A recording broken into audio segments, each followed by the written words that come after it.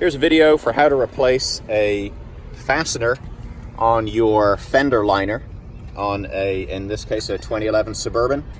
We just lost the pin here, just needed to replace it. Went to Autozone.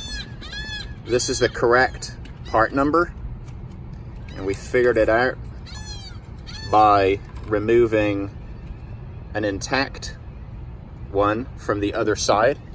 So we'll go back around and put that in.